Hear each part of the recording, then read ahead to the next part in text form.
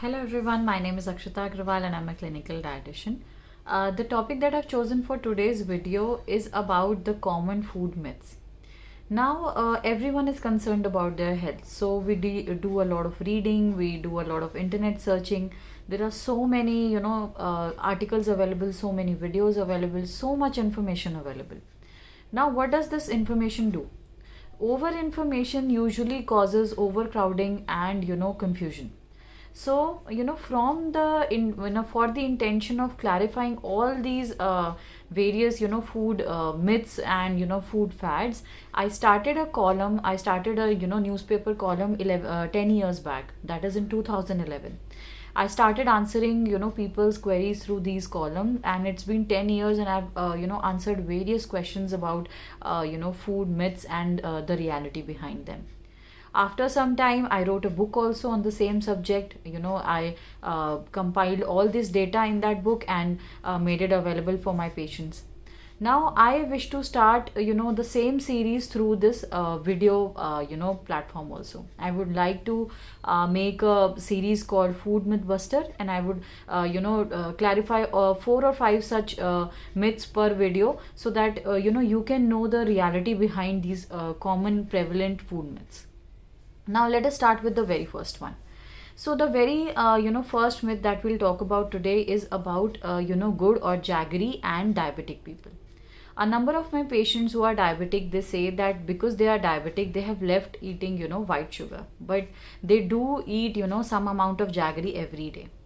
Now naturally jaggery is a better preference, it's a better choice than eating white sugar.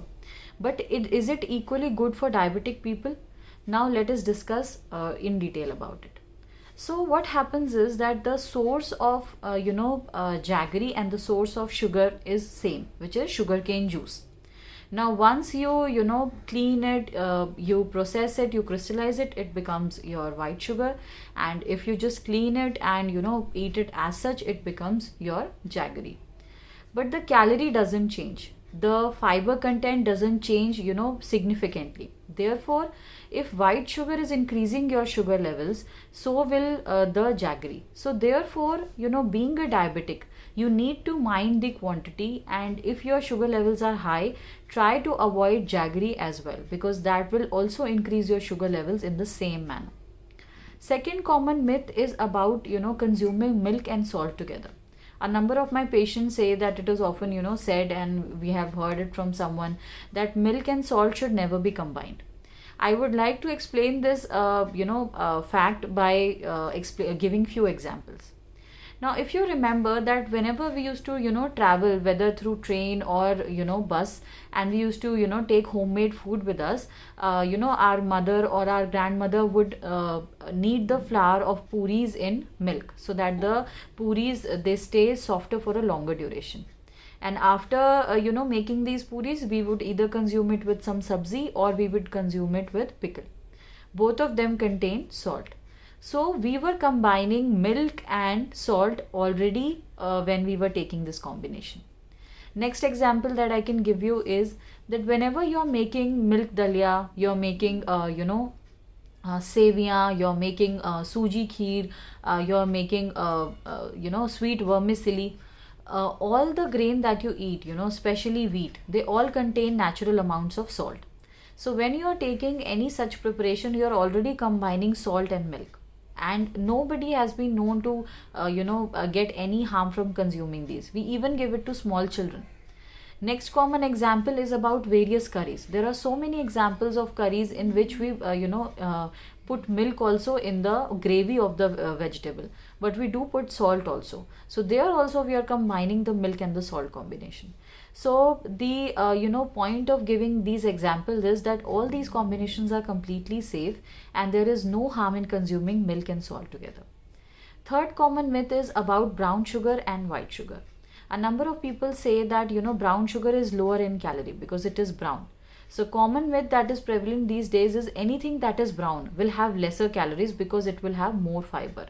But I would like to clarify here that brown sugar is brown because of the presence of certain molasses which give them the brown color, and it is better in the certain amount of mineral and certain amount of vitamin content, but that does not make it any less in the calorie.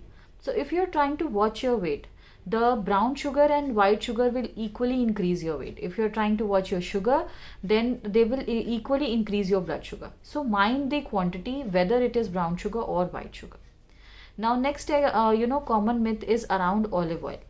A lot of people say, some of my patients also tell me that because olive oil is low calorie, we do our deep frying in olive oil, so therefore it will not harm us as much.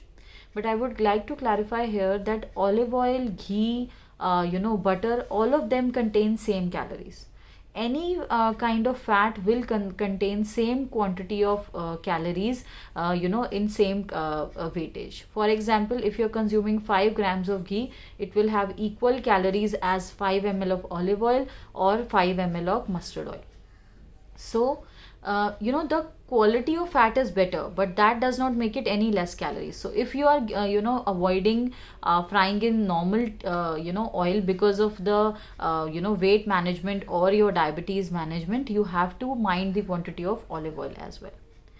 Another common myth is around bran usage. Now nowadays a lot of people are using bran in their flour because it increases the fiber content of the flour, and therefore people say that it is very useful in losing weight, it is very useful in sugar management, reducing cholesterol. All that would have been true, but there are few issues with bran. Firstly, why bran is considered low calorie? Because bran cannot be digested by our body. The enzymes which are needed for utilizing or digesting bran are not present in us. Therefore, bran is passed from our body as such. So anything that cannot be digested cannot be associated with contributing calories. Therefore, it is low calorie or a zero calorie food.